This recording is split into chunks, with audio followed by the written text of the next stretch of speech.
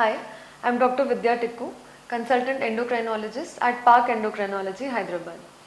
So today I'll be discussing about pregnancy and thyroid. If you are having infertility, that is अगर आप conceive नहीं कर पा रहे बहुत टाइम से या आपको बहुत बार अबॉर्शंस हुए तो क्या वो थायराइड की वजह से हो सकते हैं, या अगर आपको ऑलरेडी थायराइड प्रॉब्लम है और अभी आप प्रेगनेंसी प्लान करना चाह रहे हैं या प्रेग्नेंट हैं तो आपको क्या प्रिकॉशंस लेने चाहिए। तो सबसे पहले लो थायराइड हाई थायराइड दोनों की वजह से प्रॉब्लम्स हो सकती हैं कंसीव करने में भी, और बाद में अबॉर्शंस के चांसेस भी ज़्यादा रहते हैं। अगेन वैसा बिल्कुल नहीं होता कि अगर आपको थायराइड प्रॉब्लम है तो आप कंसीव नहीं कर सकते, वैसा बिल्कुल नहीं होता। या अगर आपको थायराइड प्रॉब्लम है तो 100% अबॉर्शंस होंगे, वैसा बिल्कुल भी नहीं होता। पर अगर आपको थायराइड प्रॉब्लम है और अगर वो अनकंट्रोल्ड है, अगर हम उसको ट्रीट नहीं कर रहे करेक्टली, तो चांसेस ज़्यादा होते हैं अबॉर्शन होने के। तो इसलिए अगर कोई कपल ट्राई कर रहा है काफ़ी टाइम से, या अगर 2-3 बार या एक बार भी अबॉर्शन हो गया, तो डेफिनेटली आप आपके थायराइड लेवल्स चेक कराइए। अगर उसमें कुछ खराबी है, इनफैक्ट प्रेगनेंसी के लिए हमारे कट ऑफ्स अलग रहते हैं। नॉर्मल पॉपुलेशन में हम लोग TSH काफ़ी बढ़ने के बाद ट्रीट करते हैं, पर प्रेगनेंसी में कुछ पॉपुलेशन में जिनमें एंटीबॉडी पॉजिटिव होती है, हम TSH 2.5 से ज़्यादा है तो भी हम लोग ट्रीट कर सकते हैं क्योंकि उसके बेनिफिट्स होते हैं। तो अगर ऐसी कुछ प्रॉब्लम है कि आप कंसीव नहीं कर पा रहे काफ़ी टाइम से, या आपको अबॉर्शंस हो रहे हैं, तो डेफिनेटली आप आपके थायराइड हार्मोन्स चेक करवाइए, एक एंडोक्राइनोलॉजिस्ट से मिलिए और हम आपको सॉल्यूशंस बताएंगे। दूसरा ये कि अगर कोई किसी को ऑलरेडी थायराइड प्रॉब्लम है और अभी वो प्रेगनेंसी प्लान करना चाहते हैं तो आपको क्या प्रिकॉशंस लेने हैं। तो सबसे पहले कि ये कि आप जो भी डोज ले रहे हैं, हमें देखना है कि वो डोज अभी के लिए आपके लिए बराबर है या नहीं। तो उसके लिए हम लोग आपका थायराइड का टेस्ट करते हैं। अगर आपको लो थायराइड है तो हम लोग TSH करते हैं, अगर आपका थायराइड हार्मोन ज़्यादा है तो हम लोग पूरा थायराइड प्रोफाइल कराते हैं, और TSH 2.5 से नीचे होना चाहिए जिनको लो थायराइड है उनको। तो अगर आपका TSH 2.5 से कम है, उसके अंदर है, तो आप प्रेगनेंसी प्लान कर सकते हैं।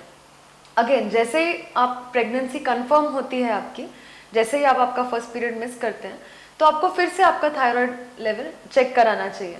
प्रेगनेंसी में हर 4 to 6 weeks, every 4 to 6 weeks in pregnancy you should check your TSH if you are having low thyroid hormone levels, and the dosage requirement increases during pregnancy. So when you conceive, whatever dose you are requiring most likely is going to increase because of the changes, hormonal changes that happen during pregnancy. And the baby also requires now the thyroid hormone, which the baby is going to take from the mother only. तो इसके लिए जैसे जैसे baby बड़ा होता है, the thyroid requirement also increases. So that is why हर 4 से 6 हफ्ते में you should be checking your thyroid levels and it should be adjusted. The dose of your thyroid tablet should be adjusted. So in first 3 months, your TSH should be below 2.5 and after first 3 months of pregnancy it should be below 3. Again pregnancy होने के बाद हम आपका thyroid dose फिर से change करते हैं, बहुत सारे फैक्टर्स पे डिपेंड करता है वो, और फिर से हम 6 हफ्ते के बाद आपका थायराइड हार्मोन टेस्ट करके देखते हैं कि वो डोज आपके लिए ठीक है या नहीं। Similarly, if you have the opposite problem, that is if your thyroid hormone is high, so first we advise that you should try to maintain normal thyroid levels for at least 1 month. So you should have 2 tests at least 1 month apart which are normal. After that you can go ahead and plan pregnancy. During pregnancy for hyperthyroidism also we need the targets, we need the thyroid levels to be, we maintain it on the higher side. हम लोग normalise नहीं करते because आपका जो T3 T4 है वो pregnancy के साथ नॉर्मली बढ़ता है। Again this is something which a lot of people ask me, जिनको लो थायराइड होता है या जिनको हाई थायराइड होता है, वो रेगुलरली अपने थायराइड हार्मोन्स चेक करते हैं प्रेगनेंसी में और उसमें T4 बढ़ा हुआ होता है। So then they ask my T4 is very high, is my dose more? So again it is not like that. In pregnancy normally the T4 increases, वो 1.5 times ज़्यादा होता है आपके नॉन प्रेगनेंसी के हिसाब से। तो इसके लिए जो लैब में रेफरेंस रेंज दिया होता है हम एग्जैक्टली उसको इंटरप्रेट नहीं कर सकते। So you have to come to an endocrinologist and we tell you exactly what is normal and what is not, because everything changes in pregnancy. So when you have hyperthyroidism, again we check your thyroid hormones every month, and we change the tablet. तो अगर if you had hyperthyroidism and you would have been using mostly neomercazole or methimazole, then we have to change that tablet in the first 3 months because they can have harmful effects on the baby. So we changed this to another tablet called PTU, propylthiouracil, for the first 3 months.